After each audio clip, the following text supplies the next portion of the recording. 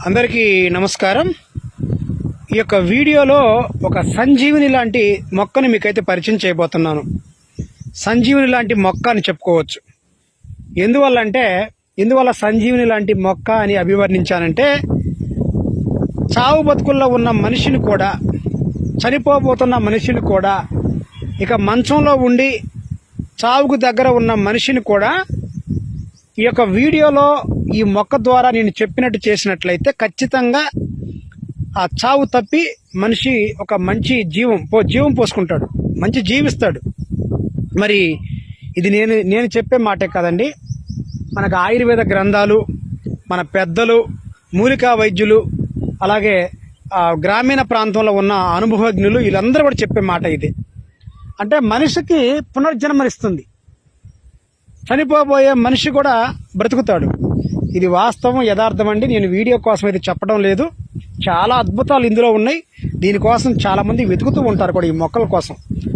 మన అదృష్టం ఏంటంటే ఈ మొక్కలు మన ఇంటి చుట్టుపక్కల ఇలాంటి పొలాల గట్లపైన ఉంటాయి. కొంచెం వర్షం పడిందంటే ఇలాంటి పొలాల్లో మనకు కనిపిస్తూనే ఉంటాయి. కొంచెం వర్షం పడిందంటే కనిపిస్తూనే ఉంటాయి, కానీ మనం వాటిని గుర్తుపట్టలేము. ఇది చూస్తే ఏదో పిచ్చి మొక్కో, ఏదో గడ్డి మొక్కో అనుకుంటూ ఉంటాం, గేదెలు తినే మొక్కలు అనుకుంటూ ఉంటాం. కాదండి, మన ఆయుర్వేద గ్రంథాలు అద్భుతంగా చెప్పిన ఒక సంజీవిని లాంటి మొక్క ఇదే. అసలు ఈ మొక్క ఏంటి ఇంతగా చెప్తున్నాను, దీని పేరు ఏంటి, ఇది ఎలా మనకి మేలు చేస్తుంది, దీన్ని మనం ఎలా ఉపయోగించుకుంటే ఎన్ని రకాల సమస్యలు తొలగిపోతాయి, ఇవన్నీ కూడా ఈ యొక్క వీడియోలో మీకైతే నేను చెప్పబోతున్నాను. మరి దయచేసి గమనించండి. నేను లొకేషన్లోకి వచ్చి మరి ఆ మొక్కలు ఎలా ఉంటాయి, ఏ ప్రదేశాల్లో ఉంటాయి, వాటి యొక్క ఉపయోగాలు ఏంటి, ఇవన్నీ కూడా నేను చాలా ఇబ్బంది పడుతూ మరి వీడియోలు చేస్తున్నాను. దయచేసి మన యొక్క ఛానల్ని సబ్స్క్రైబ్ చేసుకొని వీడియోని 10 మంది కన్నా షేర్ చేయండి. చాలా మందికి ఇది ఉపయోగపడుతుంది. అలాగే నా యొక్క చిన్న విన్నపం ఏంటంటే, మీరు కానీ మీ కుటుంబ సభ్యులు కానీ ఎవరైనా ఏదైనా మొండి సమస్యతో బాధపడుతున్నట్లయితే మీరు బాధపడద్దండి, భయపడద్దు. మొహమాటం లేకుండా ఈ వీడియో కింద కామెంట్ అయితే రాయండి. గురువుగారు, నేను పలానా సమస్యతో బాధపడుతున్నానండి, నన్ను ఈ సమస్య ఇంతకాలంగా ఇబ్బంది పెడుతుందని మొహమాటం లేకుండా మీరు కామెంట్ అయితే రాయండి. నేను కొంచెం మీ యొక్క బాధని, కామెంట్ని పరిశీలించి బాధను అర్థం చేసుకొని మీ బాధకి తీరే మంచి మార్గాన్ని ప్రకృతిలో ఉన్న మొక్కలు, చెట్ల ద్వారా మీకైతే నేను చెప్తాను.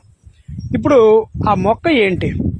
చనిపోబోతున్న మనిషిని కూడా బతికించే ఒక మొక్క. అంటే దీని ఆహారంలా మనం తీసుకుంటే అంత పవర్ఫుల్గా ఉంటుందని నా యొక్క అర్థం.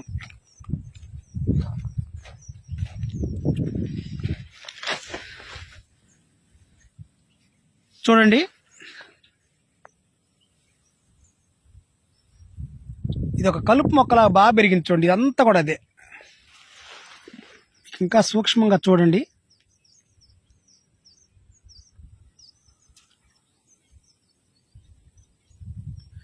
చూసారు కదా,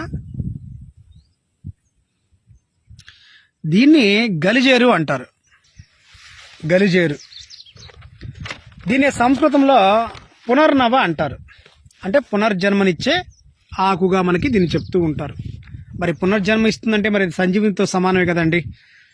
మరి పునర్జన్మనిచ్చే ఆకు అని ఎందువల్ల అన్నారంటే, దీన్ని తీసుకోవడం ద్వారా మన శరీరంలో ఏదైనా ఒక అవయవాలు దెబ్బతిన్నట్లయితే అవి మళ్ళా పునర్నవ, అంటే కొత్తగా, అంటే వాటికి అవయవాలకు కూడా పునర్జన్మ వస్తుంది, కొత్తగా మళ్ళా తయారవుతాయి. కాబట్టి దీన్ని పునర్నవ అన్నారు. మరి ఇది తెల్ల గలిజేరు. గలిజేరులో 2 రకాలు ఉంటాయి, ఎర్ర గలిజేరు, తెల్ల గలిజేరు.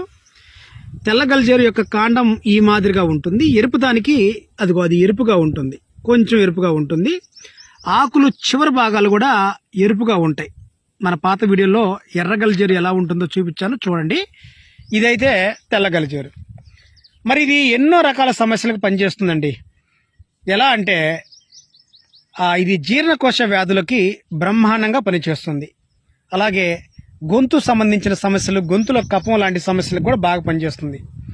ఎలా అంటే, ఈ యొక్క ఆకుల్ని వేడి నీళ్ళలో వేసి బాగా మరిగించి వడగట్టి ఆ నీటిని తాగడం ద్వారా గొంతులో ఉన్న కఫం తగ్గుతుంది. అలాగే జీర్ణకోశ వ్యాధులు ఏమైతే ఉన్నాయో ఆ జీర్ణకోశ వ్యాధులు కూడా తగ్గిపోతాయి. ఇక ఇప్పుడు ఈ నీరు తాగడం వల్ల మూత్రపిండాల పనితీరు మెరుగుపడుతుంది. అలాగే ఈ యొక్క తెల్ల గలిజేరు యొక్క వేరుని భూమిలో ఉన్న వేరుని నీటితో అరగదీసి దీన్ని కంటికి పెట్టినట్లయితే రేచీకటి పూర్తిగా తొలగిపోతుంది. మరి ఈ తెల్ల గల్జేరు యొక్క ఆకుని పులుసు కూరగా కానీ పప్పులో కానీ, మరి పులుసు కూరగా వండుకునే వాళ్ళు కాస్త అనుభవం ఉన్న వాళ్ళు మాత్రమే వండుకోండి. లేదంటే ఒక పప్పులో సాంబార్లో ఒక 2-3 గుప్పెళ్ళు వేసుకొని మొదటగా మీరు అలవాటు చేసుకోండి.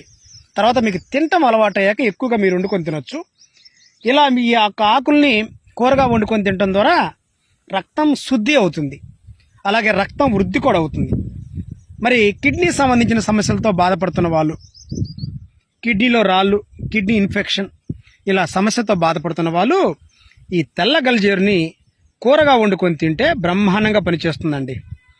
అలాగే తెల్ల గల్జేరు యొక్క వేరు అలాగే నీరు వీటిని కలిపేసి నీళ్ళలో పోసి దీన్ని పొయ్యి మీద పెట్టి బాగా మరిగించి కషాయం కాసి ఈ కషాయాన్ని తీసుకుంటూ ఉన్నట్లయితే విష జ్వరాలు ఏమైతే ఉన్నాయో ఆ విష జ్వరాలు పూర్తిగా తగ్గిపోతాయి.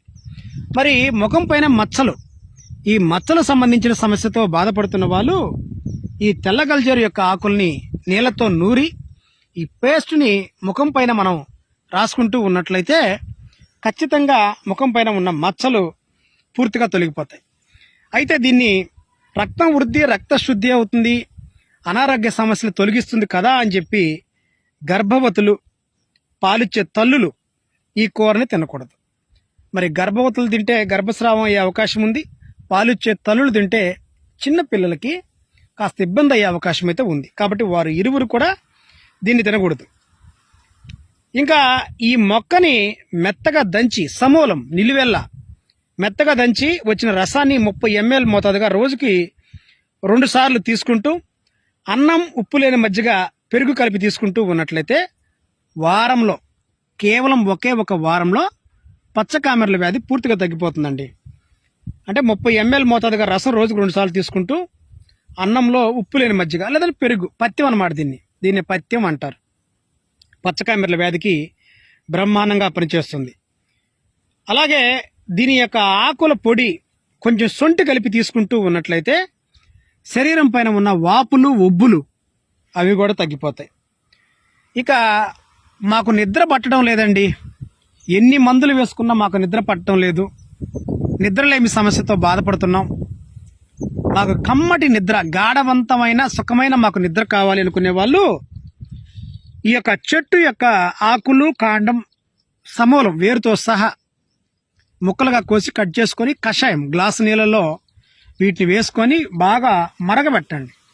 గ్లాసు కాస్త అర గ్లాసు అయిపోయేదాకా చేసుకొని పైన వడగట్టి వచ్చిన కషాయాన్ని తీసుకుంటూ ఉన్నట్లయితే నిద్రలేమి సమస్య పూర్తిగా పరిష్కారం అయిపోతుందండి.